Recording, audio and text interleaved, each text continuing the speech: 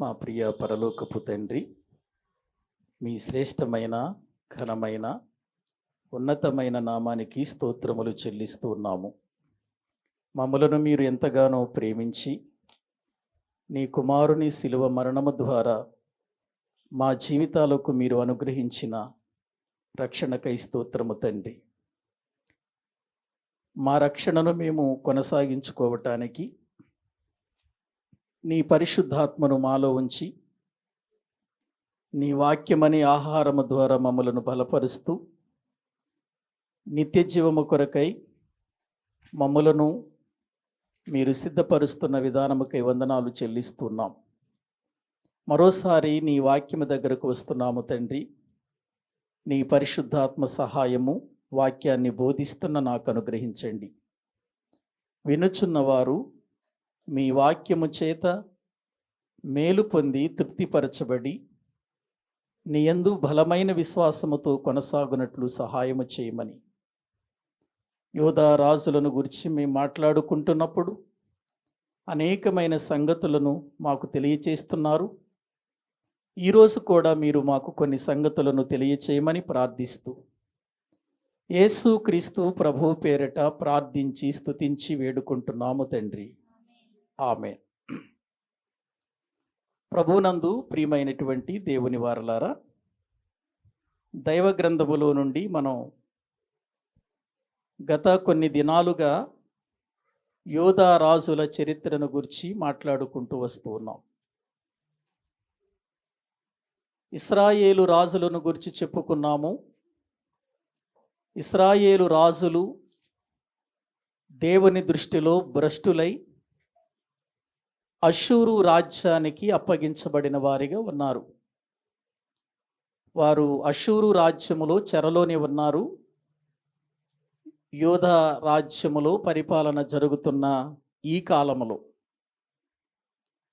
వారు అష్షూరు రాజ్యానికి అప్పగించబడటానికి కారణం దేవుని దృష్టిలో భ్రష్టులుగా మారి దేవుడు ఎంతమంది ప్రవక్తలను పంపించినా,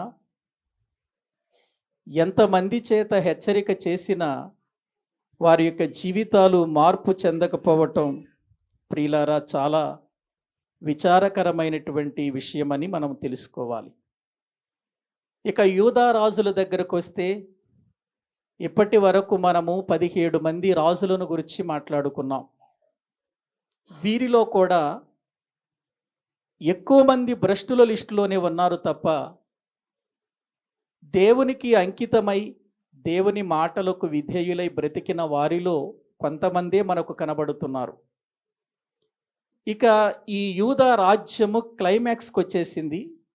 ఇక్కడ నుండి మీరు బాగా వినాలి, ఎందుకంటే ఎక్కువ శాతం చరిత్రకు సంబంధించిన విషయాలు ఉంటాయి ఇవి.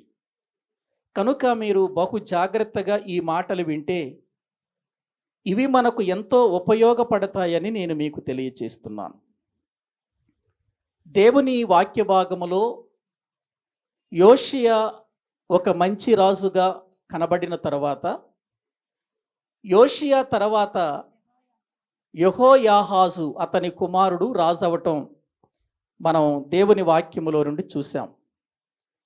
యెహోయాహాజు యోషియా నడిచినంత యథార్థంగా లేక అతడు జీవించినటువంటి దేవునికి ఇష్టమైన జీవితం జీవించకపోవటాన్ని బట్టి యెహోయాహాజును దేవుడు ఐగుప్తు రాజుకు అప్పగించాడు. అతని పేరు ఫరో నెకో అనేటువంటి వ్యక్తి. ప్రియులారా, ఆ వ్యక్తికి అప్పగించిన తర్వాత ఆ వ్యక్తి యెహోయాహాజును ఐగుప్తుకు తీసుకుని వెళ్ళిపోవటం, అతడు వెళ్ళిపోయేటప్పుడు మరి తన యొక్క స్వాధీనములో ఉన్నటువంటి యూదా రాజ్యాన్ని యెహోయాజు యొక్క సహోదరునికి దానిని అప్పగించి అతనిని రాజుగా చేసి వెళ్ళిపోవటం పోయిన వారములో మనము చూసాం. మళ్ళీ ఒక్కసారి ఆ మాటలు చదువుకుందాం రండి. రాజులు 2వ గ్రంథం 23వ అధ్యాయము. రాజులు 2వ గ్రంథం 23వ అధ్యాయము దేవుని వాక్యములో నుండి మనము చూచినట్లయితే వ్రాయబడిన మాటలు చూద్దాం. 32వ వచనము నుండి చదువుకుందాం. ఇతడు తన పితరులు చేసిన అంతటి ప్రకారముగా యెహోవా దృష్టికి, ఎవరు? యెహోయాహాజు గురించి మాట్లాడుతున్న మాటలు. చెడు నడత నడిచెను. ఇతడు యెరూషలేములో ఏలుబడి చెయ్యకుండా ఫరో నెకో హమాతు దేశమందున్న రిబ్లా పట్టణమందు అతనిని బంధకములలో ఉంచి దేశము మీద 10 మణుగుల వెండిని 2 మణుగుల బంగారమును పన్నుగా నిర్ణయించి యోషియా కుమారుడైన ఎల్యాకీమును అతని తండ్రి అయిన యోషియాకు మారుగా రాజుగా నియమించి అతనికి యెహోయాకీమను మారు పేరు పెట్టి యెహోయాజును ఐగుప్తు దేశమునకు కొనిపోగా అతడు అచ్చట మృతి పొందెను. చాలండి. యోషియాకు ప్రియులారా 4 కుమారులు అని చెప్పుకున్నాం. వారిలో ఒకని గూర్చినటువంటి సందర్భం లేఖనాలలో ఎక్కడ లేదు కనుక యోషియా కాలములోనే అతడు మరణించాడేమో అనేటువంటి ఒక ఆలోచన ఉందని చెప్పుకున్నాం. ఇక యోషియాకు ఉన్నటువంటి ఆఖరి కుమారుడు యెహోయాహాజును దేవుడు ఏర్పాటు చేసుకొని యూదా రాజ్యానికి రాజుగా చేశాడు. అయితే అతడు యెహోవా దృష్టికి చెడు నడత నడిచాడు గనుక దేవుడు ఏం చేశాడంటే ఫరోను లేపాడు. ఐగుప్తు రాజైన ఫరోను, అంటే అతని పేరు నెకో. ఇక ఐగుప్తు రాజులందరినీ ఏమని పిలుస్తారు? ఫరో అనేటువంటి పేరుతో పిలుస్తారు. ఫరో అనేటువంటిది ఐగుప్తు రాజులకున్న బిరుదు. ఇప్పుడు ఫరో నెకో అనేటువంటి వ్యక్తి ఇప్పుడు దేవుని యొక్క మాట ప్రకారం యోధా దేశానికి వచ్చి యెహోయాహాజును బంధించి తన సహోదరుడు ఎల్యాకీమును రాజుగా అక్కడ పెట్టాడు. అంటే ఎల్యాకీము ఎవరు అనంటే యెహోయాహాజు యొక్క సహోదరుడు. అతనిని అక్కడ రాజుగా పెట్టి వారి యొక్క ప్రకారం పేరు మార్చేశాడు. ఎల్యాకీము పేరు మార్చేసి యెహోయాకీము అని మారు పేరు పెట్టి అతనిని అక్కడ ఉంచి, నువ్వు ఇక్కడ ఉండి నీ తమ్ముడులాగా కాదు, నీవు నేను చెప్పినట్లుగా నడుచుకోవాలి, నీ సహోదరుని వలె కాదు, నేను చెప్పినట్లుగా నడుచుకోవాలి అని కొంత పన్ను వీరికి నిర్ణయించాడు. వెండి బంగారం కొంత పన్ను వీరికి నిర్ణయించి యెహోయాహాజును ఐగుప్తు దేశానికి తీసుకెళ్ళిపోయాడు. అతడు అక్కడ చనిపోయినట్లుగా వాక్యములో మనము చూస్తున్నాం. ఇప్పుడు యూదా రాజ్యము ఎవరి చేతులలో ఉంది? ఐగుప్తు చేతుల్లో ఉంది. రాజ్యము యూదా రాజ్యమే కానీ ఎవరి హస్తాలకు వెళ్ళిపోయింది? అది ఐగుప్తు హస్తాలలోనికి వెళ్ళిపోయింది. వాళ్ళు చెప్పినట్టుగా చెయ్యాలి ఇప్పుడు వీళ్ళు. కనుక ఇప్పుడు యూదా రాజ్యము ఐగుప్తు దేశము క్రింద బ్రతుకుతూ వారికి పన్ను కడుతూ ఉండగా యెహోయాకీము రాజుగా ఇప్పుడు యూదులను ఏలుతున్నాడు. యెహోయాకీము అనే మాటకు అర్థము యెహోవా స్వాస్థ్యము అని అర్థం. యెహోవా స్వాస్థ్యము అని అర్థం యెహోయాకీము అనే మాటకు అర్థం.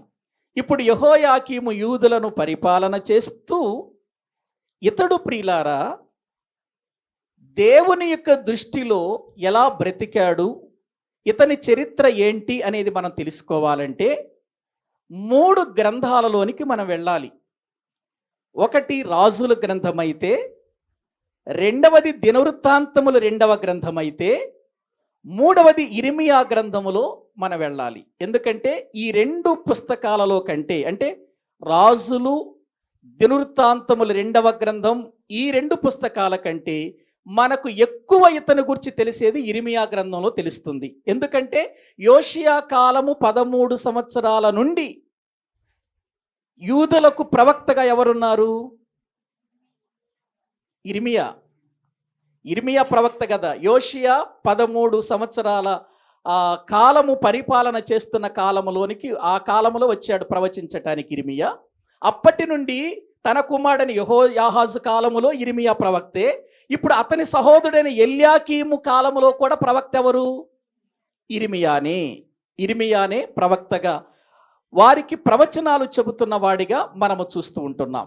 కాబట్టి ఈ 3 గ్రంథాలలో ఇతను గూర్చి ఏమి వ్రాయబడిందో కొంచెం లేట్ అయినా మనము వినవలసిన వారమై ఉన్నాం. గ్రహించండి. ఇప్పుడు ఈ ప్రియులారా, యెహోయాకీము ప్రారంభించాడు తన యొక్క రాజ్యాన్ని. అతడు ప్రారంభించినటువంటి సమయంలో అతని యొక్క వయసు ఎంత అనంటే 36వ వచనాన్ని చదవండి. రాజులు 2వ గ్రంథం 23వ అధ్యాయం 36వ వచనం. యెహోయాకీము ఏలనారంభించినప్పుడు 25 ఏండ్ల వాడై యెరూషలేమున 11 సంవత్సరములు పరిపాలన చేశాడు. యెహోయాకీము యూదా రాజ్యాన్ని ఎన్ని సంవత్సరాలు పరిపాలించాడు? 11 సంవత్సరాలు. ఈ 11 సంవత్సరాలలో అతడు ఏం చేశాడో ఒక్క మాట బైబిల్ గ్రంథములో మనము చదువుకోవాలి. ఈ 13 సంవత్సరాలలో అతడు చేసింది. ఇప్పుడు 2వ దినవృత్తాంతముల గ్రంథములోనికి వద్దాము రండి. 2వ దినవృత్తాంతముల గ్రంథం. మనం ఈ విషయాలు బాగా అర్థం చేసుకోవాలి. 36వ అధ్యాయం 5వ వచనాన్ని మనము చదువుకుందాం. దినవృత్తాంతముల 2వ గ్రంథము 36వ అధ్యాయము 5వ వచనాన్ని మనము చదువుకుంటున్నాం.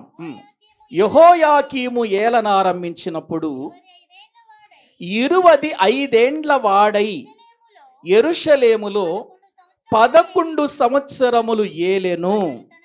అతడు తన దేవుడైన యెహోవా దృష్టికి చెడు నడత నడిచిన భ్రష్టులలోనికి వెళ్ళిపోయాడు. ఇతడు కూడా ఎవరు? యెహోయాకీము అనే రాజు కూడా మంచి నడత నడవలేదు, మంచి మార్గాలను ఎన్నుకోలేదు.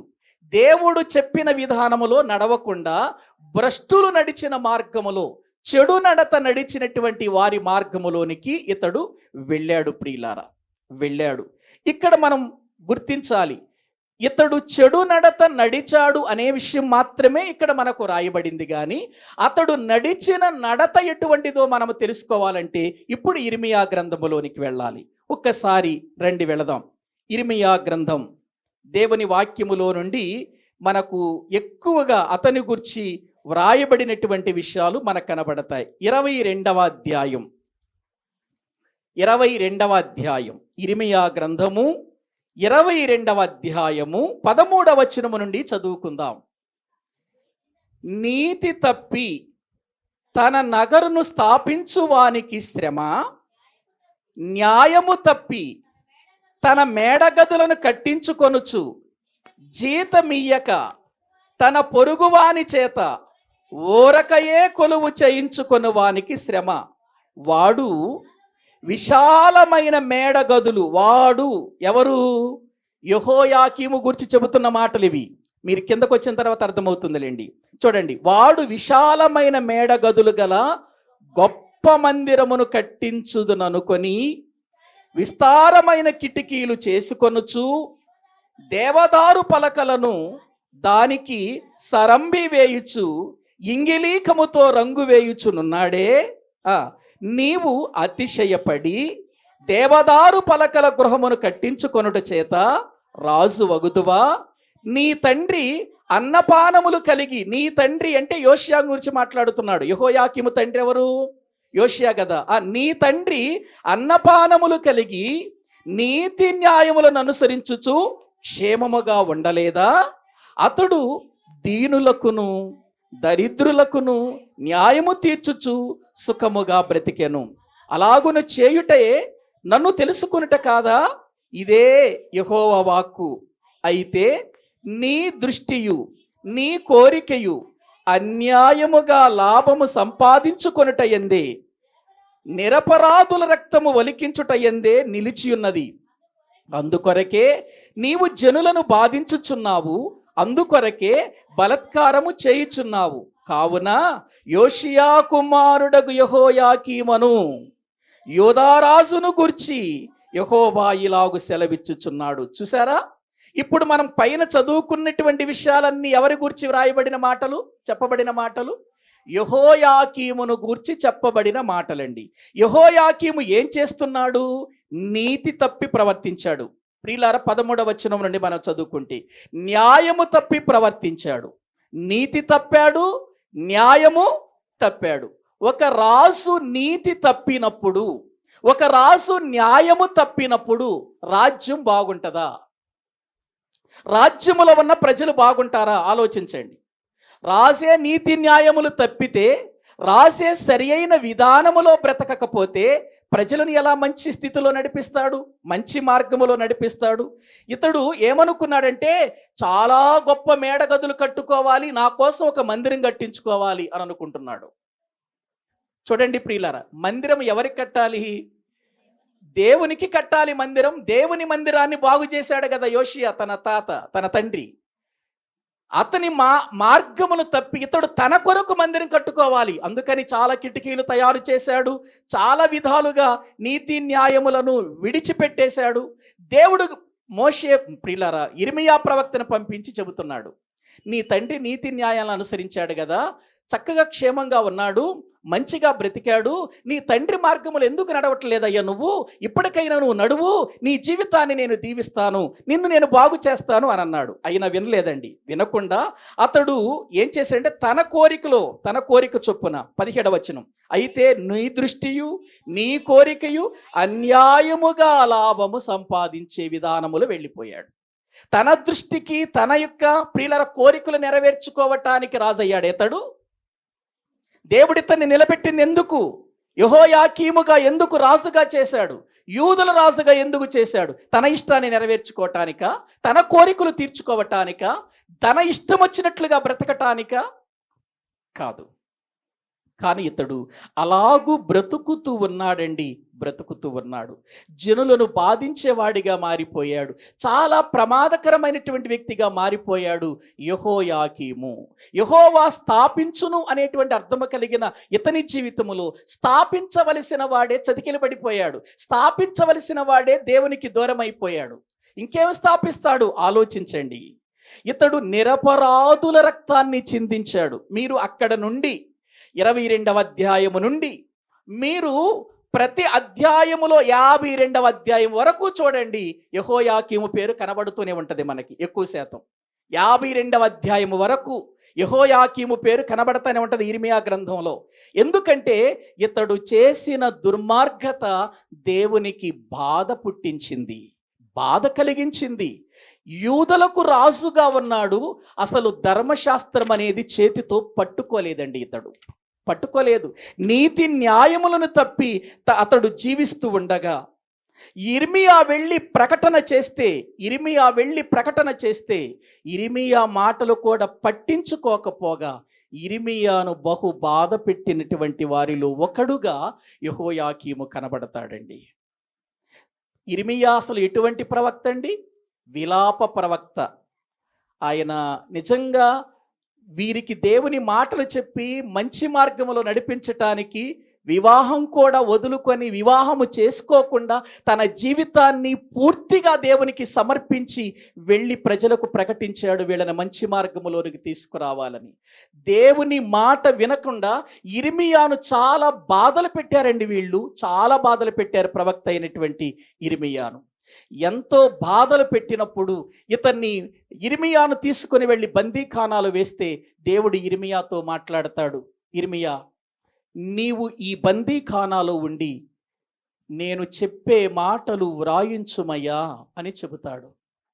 అప్పుడు వెంటనే లేఖికుడైన బారాకు అనే ఒక వ్యక్తిని పిలిపించి, బారాకు, దేవుడు నాకు చెప్పిన మాటలు నేను నీకు చెబుతున్నాను, నీవు ఒక పుస్తకం, ఒక గ్రంథము తీసుకొని ఆ మాటలు వ్రాయమని చెబుతున్నాడు.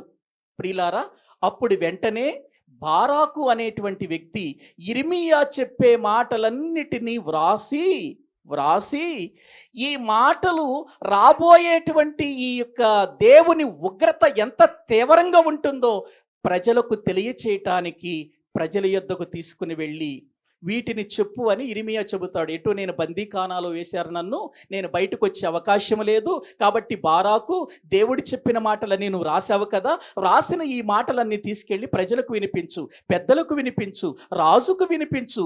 ఇవి దేవుని యొక్క ఉగ్రత దినాలని గుర్తించి వారు మార్పు చెందుతారేమోనని వారి యొద్దకు పంపిస్తాడు. పంపించినప్పుడండి ఏం చేస్తాడో చూడండి. యెహోయాకీము దేవుని మాటల విషయంలో ఎంతగా ప్రియులారా, అతడు దేవుని మాటలను అంగీకరిస్తాడా లేకపోతే ఇతడు ఏమైనా చేస్తాడా అని మనం ఒక్కసారి ఆలోచన చేస్తే 36వ అధ్యాయములోనికి రండి. 36వ అధ్యాయములో ఏ కాలములో జరుగుతుందో మొదటి వచనం చదవండి. యూదారాజైన యోషియా కుమారుడగు యెహోయాకీము 4వ సంవత్సరంలో. బాగా గమనించండి, ఇవన్నీ మీరు ఒక్కొక్క అధ్యాయంలో ఈ మాటలన్నీ ఉంటాయి. చదివితే వెంటనే 4వ సంవత్సరమున దేవుడు ఏం చెబుతున్నాడు ఇర్మియాకు చదవండి కింద. యెహోవా వాక్కు ఇర్మియాకు ప్రత్యక్షమై ఇలాగు సెలవిచ్చెను, నీవు పుస్తకపు చుట్ట తీసుకొని నేను నీతో మాటలాడిన దినము మొదలుకొని, అనగా యోషియా కాలము మొదలుకొని నేటి వరకు ఇశ్రాయేలును వారిని గూర్చియు యూదా వారిని గూర్చియు సమస్త జనములను గూర్చియు నేను నీతో పలికిన మాటలన్నిటినీ దానిలో వ్రాయుము అని చెప్పాడండి. వెంటనే దేవుడు చెప్పిన మాటలన్నీ ఇర్మియా చెప్పటం, బారాకు గారు రాయటం జరిగింది. రాసిన తర్వాత ఇర్మియా ఏం చెప్పాడంటే 5వ వచనం చదవండి. ఇర్మియా బారూకునకు ఈలాగు ఆజ్ఞ ఇచ్చెను, నేను యెహోవా మందిరములోనికి రాకుండా నిర్బంధింపబడితిని. కాబట్టి నీవు వెళ్ళి ఉపవాస దినమున యెహోవా మందిరములో ప్రజలకు వినబడినట్లు నేను చెప్పగా నీవు పుస్తకములో వ్రాసిన యెహోవా మాటలను చదివి వారికి వినిపించు అని బారూకును పంపిస్తాడు. ఎవరు? ప్రవక్త అయిన ఇర్మియా. ఎందుకు?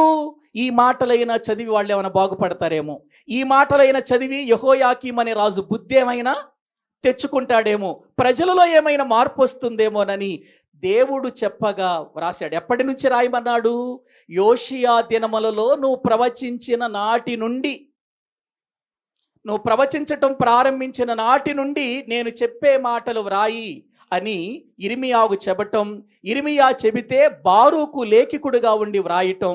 ఆ తర్వాత నేను మందిరానికి రాకుండా నన్ను నిర్బంధించేశారు కదా, నువ్వెళ్ళి ఈ ప్రజలకు దేవుని మాటలు వినిపించమని బారూకును పంపిస్తాడు.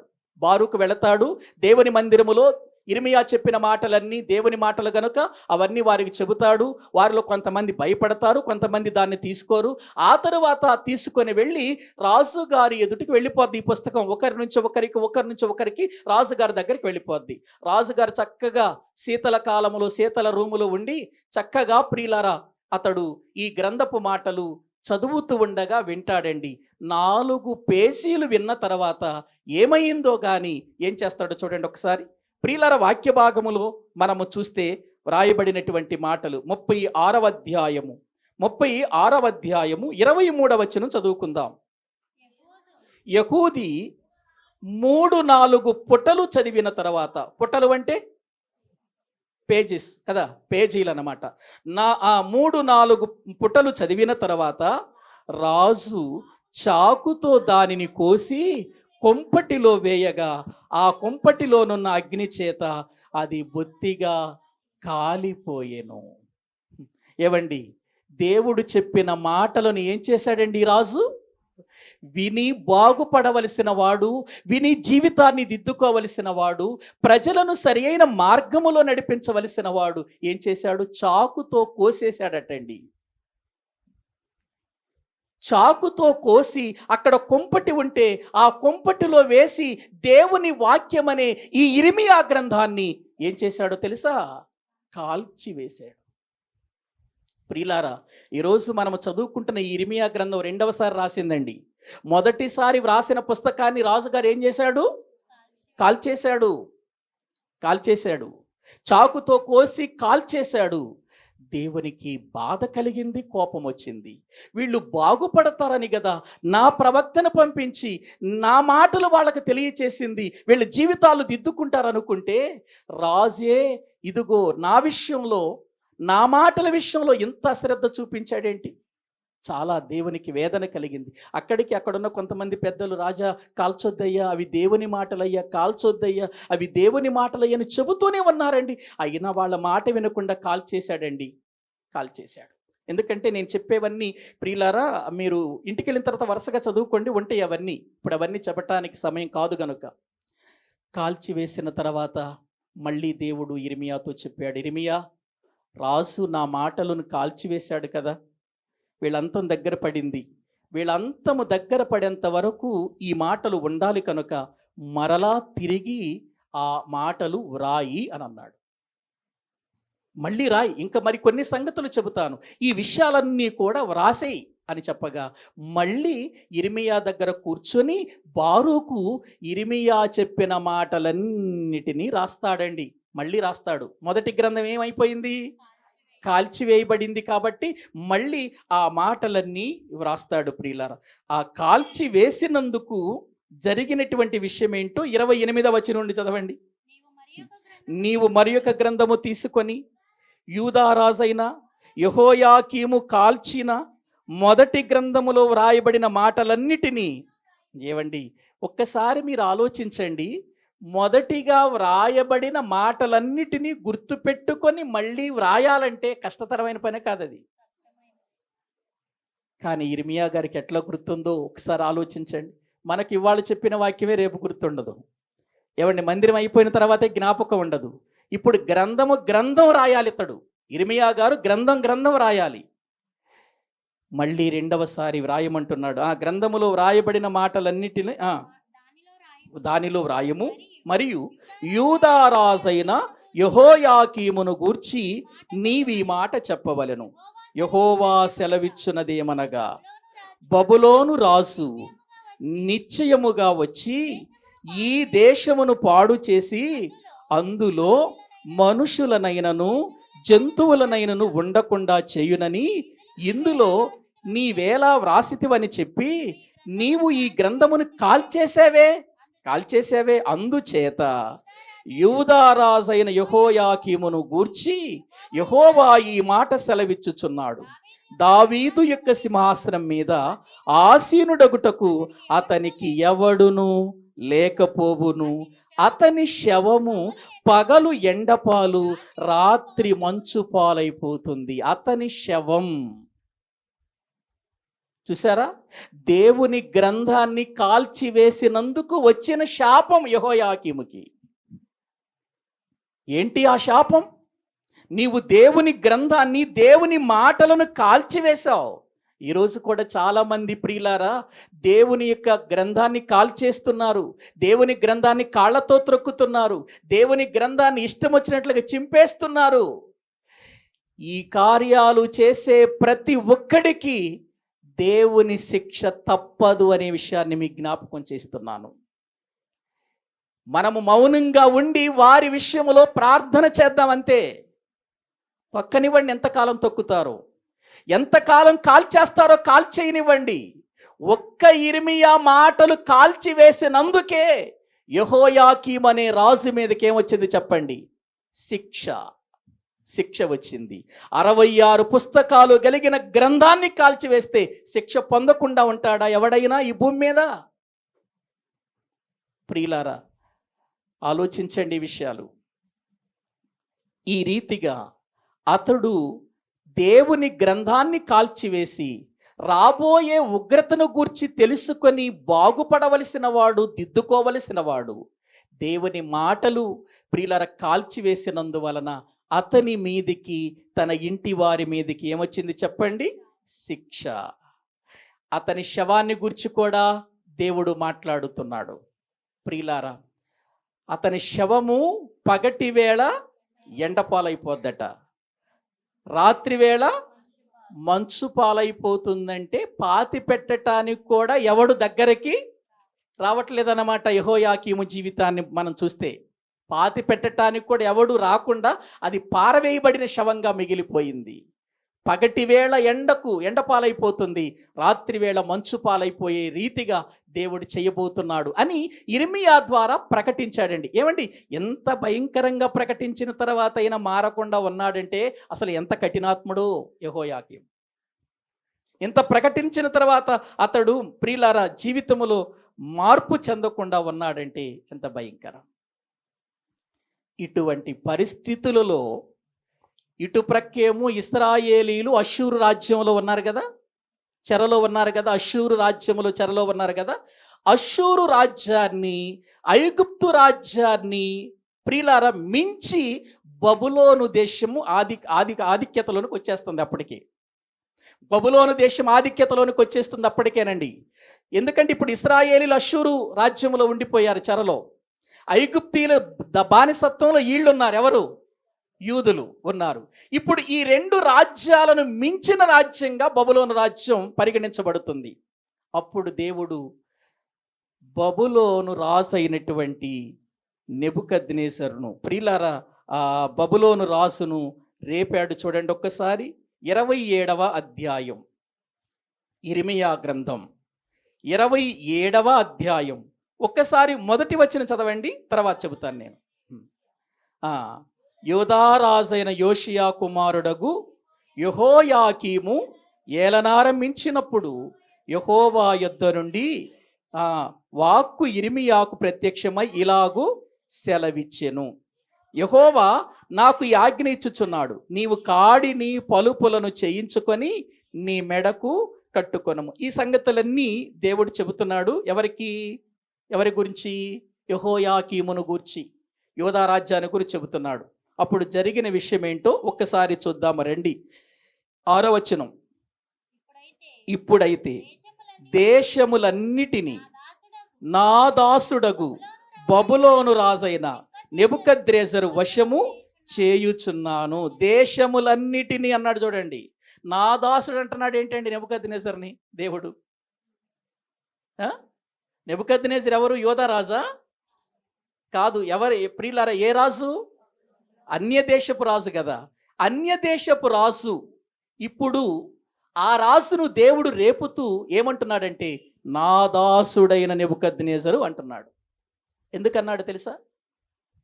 నేను చెప్పినట్లుగా ఆ రాజు ప్రయాణిస్తున్నాడు, నేను చెప్పినట్లుగా ఆ రాజు బయలుదేరుతున్నాడు. దేవుడు చెప్పినట్టుగా యెహోయాకీము చేయట్లేదు, కానీ దేవుడు చెప్పినట్లుగా ఎవరు చేస్తున్నారు? అన్ని రాజు చేస్తున్నాడు. అందుకని అతన్ని ఏమన్నాడు తెలుసా? నా దాసుడు. ఇప్పుడు చెప్పండి, అన్య దేశులను కూడా దేవుడు తన దాసులుగా నిలబెట్టుకొని రాజ్యాలు నిలుపుతాడండి. తన పిల్లలు మాట విన్నప్పుడు, తన బిడ్డలు దారి తప్పిపోయినప్పుడు, వారు సరైన రీతిలో పరిపాలన చేయనప్పుడు, ఒకవేళ తన బిడ్డలైనా తనకు ప్రార్థించేవారైనప్పటికీ కూడా న్యాయము తప్పి నీతి తప్పి బ్రతికితే దేవుడు ఏ రాజ్యాన్ని నిలవనివ్వడు.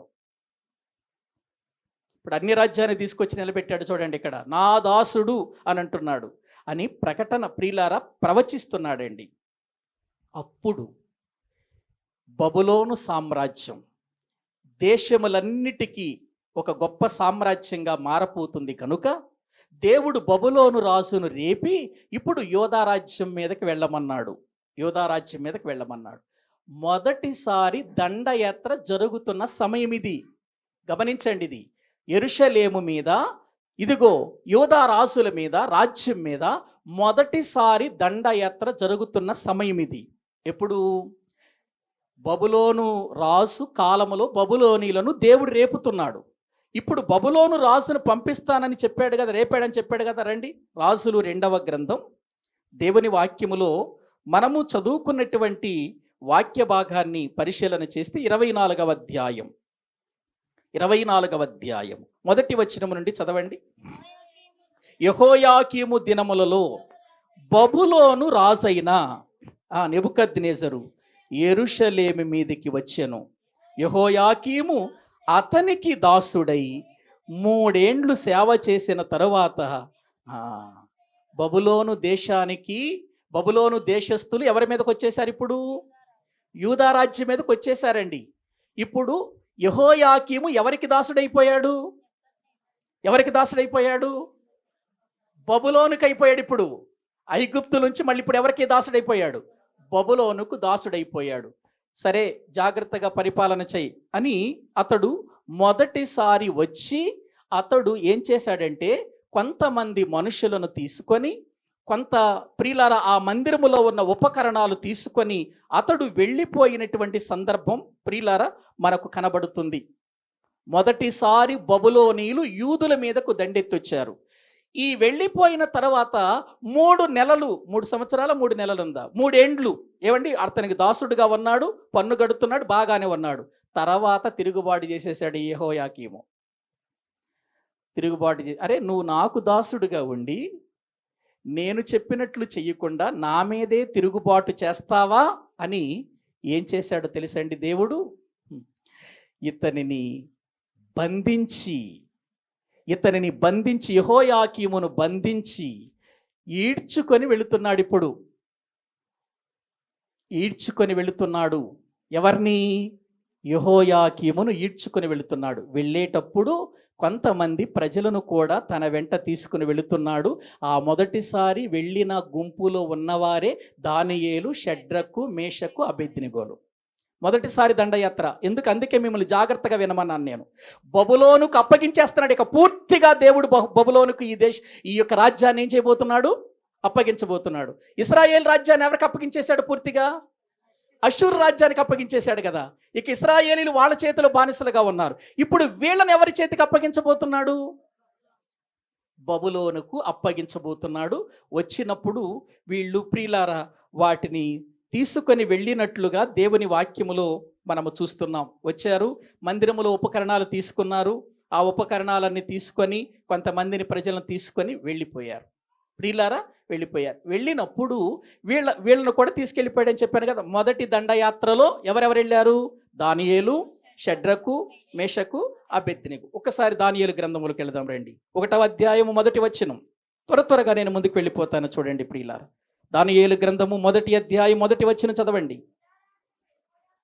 యూదా రాజుకు యెహోయాకీము ఏలుబడి. మళ్ళీ ఇక్కడ ఎవరి ఏలుబడి కనబడుతుంది? ఇక్కడ యెహోయాకీము ఏలుబడిలో 3వ సంవత్సరమున బబులోను రాజుకు నెబుకద్నెజరు యెరూషలేము మీదకి వచ్చి దానిని ముట్టడి వేయగా ప్రభువు యూదా రాజుకు యెహోయాకీమును దేవుని మందిరములో శేషించిన ఉపకరణములను ఆ రాజు చేతికి అప్పగించెను గనుక అతడు ఆ వస్తువులను షీనారు దేశములోని తన దేవతాలయమునకు తీసుకొని పోయి తన దేవతాలయపు బొక్కసములో ఉంచి ఏం చేస్తున్నాడంటే, ఇదిగో యూదారాజ్యము నుంచి వాళ్ళని బానిసలుగా తీసుకొచ్చారు కదా, ఆ బానిసలలో లోపము లేని వారు, జ్ఞానము కలిగిన వారు ఎవరైనా ఉంటే వాళ్ళని ప్రత్యేకంగా వాళ్ళని ఏర్పాటు చేయి అని చెబుతున్నాడు. చూడండి అక్కడ కింద 3వ వచనంలో. రాజు అష్పెనజు అను తన నపుంసకుల అధిపతిని పిలిపించి అతనికి ఇలాగు ఆజ్ఞాపించెను. ఇశ్రాయేలీల రాజవంశములలో అంటే వచ్చినటువంటి వాళ్ళల్లో రాజవంశాలను ఎన్నుకుంటున్నాడు. ముఖ్యులై లోపము లేని సౌందర్యమును సకల విద్య ప్రవీణతయు జ్ఞానమును కలిగి తత్వజ్ఞానము తెలిసిన వారై రాజు నగరనందు నిలువదగిన కొందరు బాలును రప్పించి వారికి కల్దీల భాష నేర్పించు ఉద్యోగాలు ఇద్దాం. ఎవరికి? యూదులు, ఇశ్రాయేలీలు కాదు. ఇశ్రాయేలీలు 10 గోత్రాలు అక్కడ ఉన్నాయిగా. ఎక్కడ? అష్షూరు రాజ్యంలో బానిసలుగా ఉన్నారు. ఇప్పుడు వీళ్ళు బబులోనుకు వచ్చేసారండి. యెహోయాకీము కాలములో బబులోనుకు వచ్చేసారు. ఆ వచ్చిన వారిలో ఉన్నవారే వీళ్ళు అని చెప్పుకున్నాం కదా మేమండి. వాళ్ళు వచ్చి దాడి చేసి యెహోయాకీము కాలములో వెళ్ళేటప్పుడు దేవుని మందిరములో ఉన్న బంగారపు ఉపకరణాలను తీసుకెళ్లారు. ఈ ఉపకరణాలలోనే ద్రాక్షరసం పోసి ఆనందించాడు మహారాజు. ఎవరు? ఒక ఆయన, బెల్షజరు. తర్వాత దానియేలు గ్రంథం 5వ అధ్యాయంలో ఉంటుంది కదండి. వీళ్ళు తీసుకెళ్లిన వాటినే ఈ రాజు వచ్చి ఈ యెరూషలేములో ఉన్న దేవాలయములో ఉన్న ఉపకరణాలను కొంతమంది మనుషులను తీసుకుని వెళ్ళిపోయాడు. వాళ్ళతో పాటు యెహోయాకీమును కూడా తీసుకుని వెళుతూ యెహోయాకీమునకు బదులుగా ప్రియులారా ఆ రాజ్యములో యెహోయాకీనును పెట్టాడు. ఇక్కడ మీరు ఈ 2 పేర్లు ఒకే రకంగా ఉంటాయి, చివరి అక్షరాలే మార్పు ఉంటాయి. యెహోయాకీము, యెహోయాకీను. అది ము, ఇది ను. ఈ 2 పేర్లు ఒకే రకంగా ఉంటాయి, బాగా గుర్తు చేసుకోండి. యెహోయాకీము, యెహోయాకీను ఒకసారి చదవండి బైబిల్ గ్రంథములో మనము చూస్తే రాజులు 2వ గ్రంథం 24వ అధ్యాయము 24వ అధ్యాయం దేవుని వాక్యములో మనము చూడగలిగితే 6వ వచనం నుండి చదవండి. ఆ అతని కుమారుడైన యెహోయాకీను అతనికి మారుగా రాజాయను. తండ్రి పేరేమో యెహోయాకీము, కొడుకు పేరు యెహోయాకీను. 2 పేర్లకు అర్థం ఒకటే, యెహోవా స్థాపించును అని అర్థం. గ్రహించండి ప్రియులారా. ఇప్పుడు ఇతని చావు ఎంత భయంకరంగా ఉందో చెబుతా నేను. ఇక్కడ చనిపోయాడని రాయబడింది కదా 24వ అధ్యాయములో, రాజులు 2వ గ్రంథం 24వ అధ్యాయములో అతడు చనిపోయాడు అని వ్రాయబడింది కదా. అలా చావాలా? అతడు మామూలుగా చచ్చిపోయాడు అనుకుంటున్నారా? దేవుడు చెప్పిన మాట ఇర్మియా గ్రంథంలో ఏం చెప్పాడండి? అతడు పగలు ఎండపాలు, రాత్రి మంచు పాలు అవ్వాలి. ఇంకొక మాటలు చెప్పనా? గాడిద పాతి పెట్టబడు రీతిగా పాతి పెడతాడని చెప్పాడు ఇర్మియా. ఒక్కసారి రండి మళ్ళీ ఇర్మియా గ్రంథంలోకి వెళదాం. ఎందుకంటే ఇతని చరిత్ర ఇర్మియా గ్రంథంలోనే ఎక్కువగా మనకు కనబడుతుంది. 22వ అధ్యాయం దేవుని వాక్య భాగములో అతని స్థితి, చనిపోయినప్పుడు అతని జీవితం ఎలా ఉందో 18వ వచనం చదవండి. కావున యోషియా కుమారుడగు యెహోయాకీమును యూదారాజును గూర్చి యెహోవా ఇలాగు సెలవిచ్చుచున్నాడు, జనులు అయ్యో నా సహోదరుడా, అయ్యో సహోదరి అని అతనిని గూర్చి ఏం చెయ్యరట? అంగలార్చరు. యూదులలో ఎవరు చనిపోయినా అందరూ కూడా ఏం చేస్తారంటే ఏడుస్తారండి. అయ్యో నా సహోదరుడా, ఒకవేళ ప్రియులారా ఆడపిల్ల అయితే నా సహోదరి, మగవాడైతే నా సహోదరుడా, ఒకవేళ రాజు అయితే నా ఏలినవాడా అని ఏడుస్తారండి చచ్చిపోయినప్పుడు. కానీ యెహోయాకీము చనిపోతేనట ఎవ్వరూ ఏడవరట, ఎవరు అంగలార్చినట్టు అతని గురించి. నా సహోదరుడా, చదవండి కింద, సహోదరి అని అతని గురించి అంగలార్చరు. అయ్యో నా ఏలినవాడా, అయ్యో శోభావంతుడా అని అతని కొరకు అంగలార్చరు. అతడు యెరూషలేము గుమ్మముల ఆవలికి ఈడువబడి పారవేయబడి గాడిద పాతి పెట్టబడు రీతిగా. ఏం చావండి చావు! ఏవండి, మనమేమో ఇలాంటి చావుని కుక్క చావు అంటాం, కానీ ఇశ్రాయేలీలు ఏమంటారు తెలుసా? గాడిద చావు అంటారంతే. ఇలాంటి చావు ఎంత భయంకరముగా ఉందో ప్రియులారా ఒక్కసారి ఆలోచించండి. దేశంలో ఒక్కడు కూడా ఏడవటం లేదంటే అతడు ఒక్కడు కూడా మేలు చేసిన వాడు కాదు. ఒక్కడు కూడా అతని గురించి అంగలార్చటం లేదంటే ఎవరికి న్యాయం చేసిన వాడు కాదు యెహోయాకీము. ప్రియులారా, పైకి ఉన్నతమైనటువంటి రీతిలో ఆలోచనలు చేసి ఉన్నతమైన స్థాయికి ఎదగాలని అనుకున్నాడు, అన్నీ సంపాదించుకోవాలనుకున్నాడు, నీతి న్యాయములు తప్పాడు, నిరపరాధులను చంపించాడు. ఊరియాను చంపించేస్తాడండి ఇతడు. ఊరియా అనే ఒక వ్యక్తిని తీసుకొస్తే చంపించేస్తాడు. ఊరియా అంటే ఆ ఊరియా కాదు, దావీదు ప్రియులారా మరి తప్పు చేసినప్పుడు దావీదు చంపించిన ఊరియా కాదు, ఇతడు వేరే ఊరియా ఉంటాడు. మీరు చదవండి ఆ ఇర్మియా గ్రంథం అంతా, ఎందుకంటే అదంతా చెప్పటానికి ప్రియులారా సమయం లేదు కనుక నేను చెబుతున్నాను. ఇతని చావు ఎంత భయంకరంగా ఉందంటే ఎవ్వరు అతని గురించి అంగలార్చటం లేదు. ప్రియులారా, చివరికి ఇతడు ఈడవబడ్డాడండి. యెరూషలేము ఆవలికి ఈడవబడ్డాడు. చూడండి అక్కడ ఉందా? ఏమండి, ఏడవబడ్డాడు అంటే బబులోను రాజు ముక్కుకు గాలం వేసి లాక్కెళ్ళిపోతున్నాడు. ఏమండి, ఏడవబడే విధానం ఏంటో నేను అంతకుముందు చెప్పాను. ప్రియులారా, ముక్కుకు ఒక రింగు తొడుగుతారు, ఆ రింగుకు గొలుసులు పెడతారు, ఆ గొలుసులతో లాక్కెళ్తారన్నమాట. ఈ రాజు అలా లాగివేయబడుతున్నాడు. యెరూషలేము వెలుపలికి వెళ్ళిపోయిన తర్వాత అతనిని పారవేసి చంపేశారండి. అంటే యెరూషలేములో తన యొక్క పితరుల సమాధుల్లో అతడు ఉండటానికి కూడా ఏమి దొరకలేదు, అవకాశం దొరకలేదు. యెహోయాకీముకు ప్రియులారా, దేవుడు కోపం వస్తే మామూలు వ్యక్తి కాదండి. ఆయన కోపానికి తట్టుకోలేడండి ఏ రాజు, ఏ అధికారి కూడా. అందుకే ఆయన కోపము రేపొద్దు అన్నాడు బైబిల్లో. ఆయన కోపము త్వరగా రగులుకుంటుంది, ఆయన కోపము రేపొద్దు. మారండి, మారకపోతే ఆయన కోపము రగులుకుంటుంది. దినదినము ఆయనకి కోపాన్ని రగిలిస్తున్నారు కదా మీరు. ఒకవేళ ఆయన చెప్పిన మాట మీరు వినకపోతే, ఆయన మాటకు మీరు లోబడకపోతే, ఆయనకు కోపం వస్తే ఏం జరుగుతుందో కీర్తనల గ్రంథం 11:7 చదవండి. కీర్తనల గ్రంథం 11వ అధ్యాయము ప్రియులారా 7వ వచనాన్ని మనము చదువుకుందాం.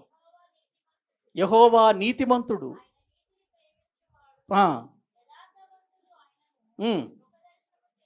చదవండి. క్షమించండి, 7:11 కదా, 7:11. న్యాయమును బట్టి ఆయన తీర్పు తీర్చును. ఆయన ప్రతిదినము, మరి ప్రతిదినము ప్రియుల కోపాన్ని రేపుతుంటే కోపాడికి ఏం చేస్తాడు? మనుషులు దేవునికి ప్రతిదినము ఏం తీసుకొస్తున్నారట? కోపం తీసుకొస్తున్నారట. కోపపడువాడు చదవండి అమ్మా. ఒక్కడు మళ్ళని ఎడల కాదు అది. ఒకడు ఆయన చెప్పిన మాటలు విని మళ్ళుకోకపోతే, మార్పు చెందకపోతే, జీవితాన్ని మార్చుకోకపోతే, మళ్ళకపోతే, అంటే ఒకడును మళ్ళని ఎడల ఆయన తన ఖడ్గమునకు ఏం పెడతాడు? ఏంటి ఆయన ఖడ్గం? మన దగ్గర ఉండే ఒక ఖడ్గం లాంటిది, ఒక చాకు లాంటిది అనుకుంటున్నారా? ఈ సృష్టి ఆయన ఖడ్గం. ఈ సృష్టి ఆయన ఖడ్గం అండి.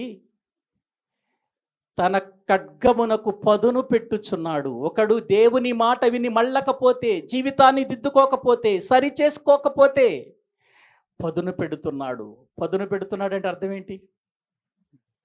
ఎక్కడో ప్రియులారా బీరువా కింద ఉన్న కత్తి తీసి రాయి మీద నోరతున్నామంటే అర్థం ఏంటి?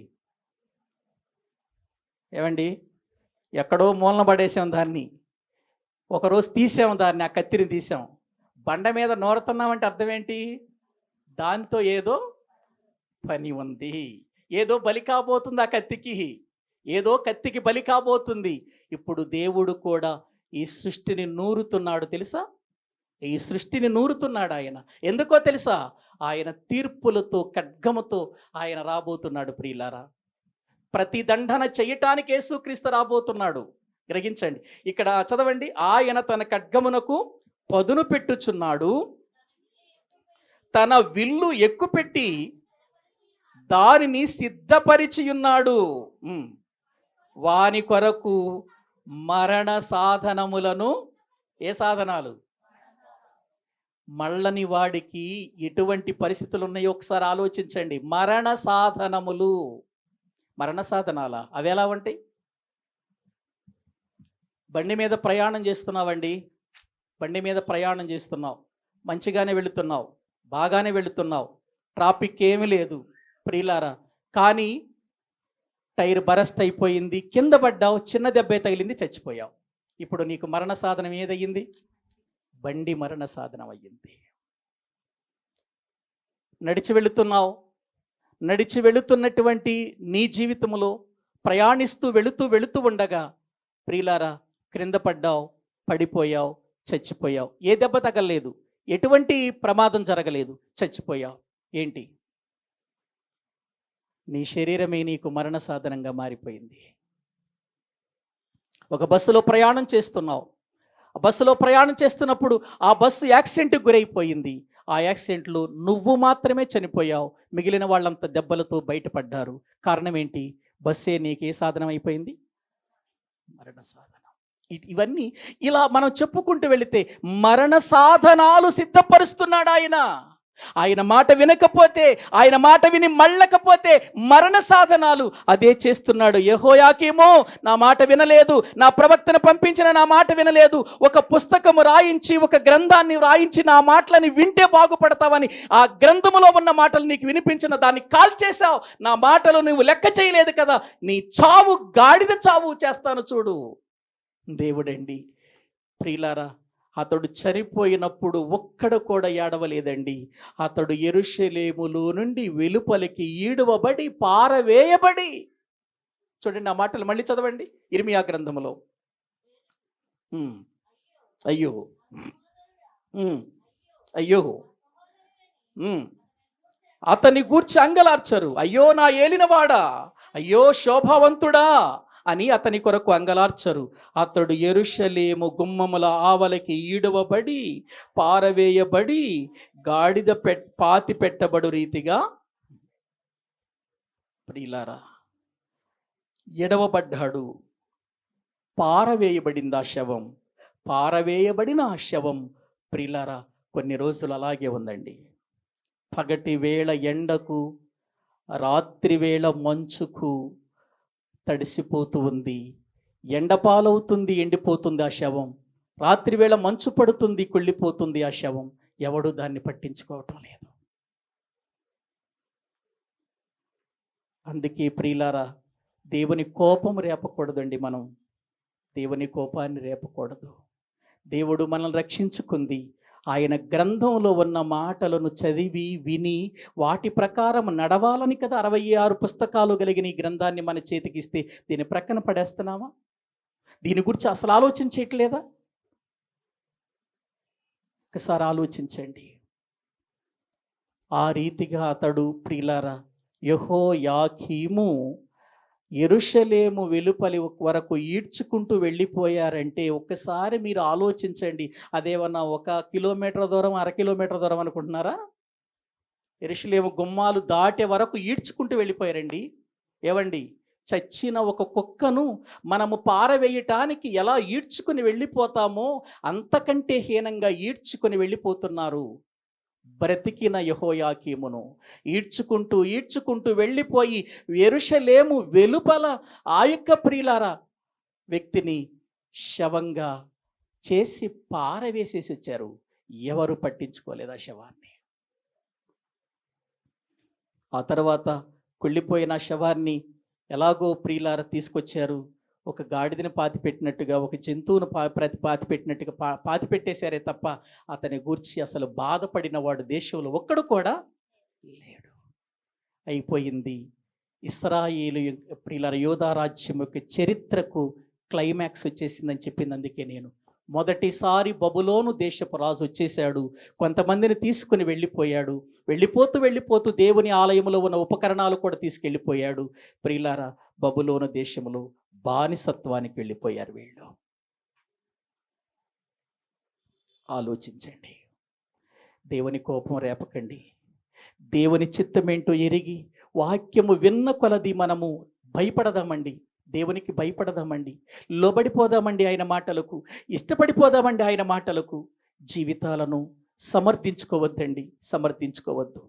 సమర్థించుకోకుండా పూర్తిగా ఆయన మాటలకు మనము సరెండర్ అయిపోతే ప్రియులారా బాగుంటుంది. లేకపోతే మన చావు ఎలా ఉంటుందో మనకు కూడా తెలియదు. మన బ్రతికి ఎలా ఉంటుందో మనకు కూడా తెలియదు. ఆలోచన చేసి మంచి నిర్ణయంతో ముందుకు వెళదాం. తలలు వంచండి, ప్రార్థన చేసుకుందాం. తలలు వంచండి, ప్రార్థన చేసుకుందాం. అందరూ కూడా ప్రియులారా ఆలోచన చేద్దామండి. బైబిల్ ఎంతో ఉన్నతమైన గ్రంథం అండి. ఈ గ్రంథం ఎందుకు దేవుడు మనకి ఇచ్చాడంటే యుగాంతమందున్న మనకు బుద్ధి కలగటానికే ఇచ్చాడు. ఈ మాటలన్నీ వింటున్న మన జీవితాల్లో దిద్దుకోవటానికే ఇచ్చాడు. ప్రియులారా సరి చేసుకుందాం, బాగు చేసుకుందాం. దేవుని కోపాన్ని రేపవద్దు. మనుషుల కోపము రేపినా ఒకవేళ అది తగ్గించుకోవచ్చేమో. దేవుని కోపమును మాటి మాటికి రేపితే ఖడ్గమే పదును పెడతాడు ఆయన. ఆయన మరణ సాధనాలను సిద్ధపరుస్తాడు. అగ్ని బాణాలను రెడీ చేస్తున్నాడు ఆయన. దేవుని ఉగ్రతకు గురి కాకుండా దైవ చిత్తమునకు లోబడి ఆయన గ్రంథములో ఉన్న మాటలు దేవుని దాసులు వినిపిస్తున్నప్పుడు విందాం, వాటికి లోబడదాం, జాగ్రత్త పడదాం, నిత్య జీవాన్ని సంపాదించుకుందాం. నరకములో పారవేయబడే స్థితికి మనం వెళ్ళొద్దు. వెలుపట భయంకరమైన ఏడుపు పండ్లు కొరుకుట ఉంది, తీసుకెళ్ళి వాడిని అక్కడ పారేయండి అన్నాడు ఆ రోజున పెండ్లి వస్త్రము లేనటువంటి యవనస్తుణ్ణి. ప్రియులారా మనకి ఇవ్వబడినటువంటి ఈ రక్షణ వస్త్రాన్ని మనము కాపాడుకోకపోతే, జాగ్రత్త పరుచుకోకపోతే ఒకనాడు ఆ వెలుపల ఉన్న అగ్నిగుండములోనికి వెళ్ళిపోతాం, పారవేయబడతాం. ఆ రోజున ఎంత దుఃఖపడినా, ఎంత ఏడ్చినా మరలా తిరిగి వచ్చే అవకాశం లేదు. యెహోయాకీము రాజే కానీ దిక్కుమాలిన చావు చచ్చాడు. గాడిద పాతి పెట్టబడిన రీతిగా పాతి పెట్టబడ్డాడు. అతన్ని గూర్చి ఎవ్వరూ కూడా ఏడవలేదు, అంగలార్చలేదు. ఊరి వెలుపల పాడవేయబడ్డాడు. ఆ స్థితికి వెళ్ళక, అయ్యా నీ మాటకు లోబడతానయ్యా, నీ మాటలు వింటున్నప్పుడు నా జీవితాన్ని జాగ్రత్త పరుచుకుంటానయ్యా, నీ చిత్తానికి లోబడతానయ్యా, నీ సన్నిధికి నేను దూరమై, నీ మాటలకు దూరమై నా బ్రతుకును పాడు చేసుకోనయ్యా, మనము దేవునికి అప్పగించుకొని ప్రభు సన్నిధిలో ప్రార్థించుకుందాం. పరిశుద్ధుడవైన తండ్రి, ప్రేమ కలిగిన ప్రభువా, మీకు వందనాలు చెల్లిస్తూ ఉన్నాము. నీ వాక్యములో నుండి యూదా రాజులను గూర్చి మీరు మాట్లాడుతున్న మాటలన్నీ మేము వింటున్నాము తండ్రి. కేవలము వినుట మాత్రమే కాక మా బ్రతుకులను ఎలా జాగ్రత్త పరుచుకోవాలో తెలుసుకొని మా యొక్క జీవితం, మా మరణం ఒక విలువైందిగా భక్తుల మరణము వలె ఉండటానికి సహాయము చేయండి. మీ సన్నిధిలో మమ్మలను బలపరచండి, నీ వాక్యము చేత స్థిరపరచండి. నీ చిత్తములో మేము నడుచున్నట్లుగా, నీ మాటలకు విధేయులమై బ్రతుకున్నట్లు సహాయము చేయండి. ఈ సమయమందు ప్రభువైన యేసు క్రీస్తు వారు మా కొరకు చేసిన ఆ శిలువ త్యాగాన్ని జ్ఞాపకము చేసుకుంటూ బల్ల యొద్దకు వస్తున్నామయ్యా. మేము ఎలా ఉన్నాం పరిశీలించుకొని ఒక మంచి మనసుతో, మంచి ఆలోచనలతో, మంచి తలంపులతో నీ వాక్యానికి లోబడి నీ చిత్తాన్ని నెరవేర్చినట్లుగా ఒక తీర్మానం చేసుకొని మేము ప్రభు బల్ల యొద్దకు రావటానికి సహాయము చేయండి. మా ఎడల మీరు చేసిన ఆ గొప్ప ఉన్నతమైనటువంటి త్యాగాన్ని బట్టి మీకు వందనాలు తండ్రి. నీ కుమారుని మా కొరకు చేసినటువంటి ఆ బలియాగమును బట్టి మీకు వందనాలు చెల్లిస్తున్నాం. మా జీవితాలలో మీరు జరిగించిన ప్రతి కార్యమును బట్టి మీకు స్తుతులు స్తోత్రములు చెల్లిస్తూ ఈ స్తుతి ఆరాధన మా ప్రభు అయిన క్రీస్తు పేరట మాకు మేముగా మీకు సమర్పించుకుంటున్నాము తండ్రి. ఆమేన్. మన తండ్రి అయిన దేవుని ప్రేమ, ఆయన కుమారుడైన యేసు క్రీస్తు వారి కృప, పరిశుద్ధాత్మ నిత్య సహాయము సన్నిధి కూడి వచ్చిన మనకును సకల పరిశుద్ధులకును సదాకాలము తోడయుండి నడిపించునుగాక. ఆమేన్. అందరికీ వందనాలు.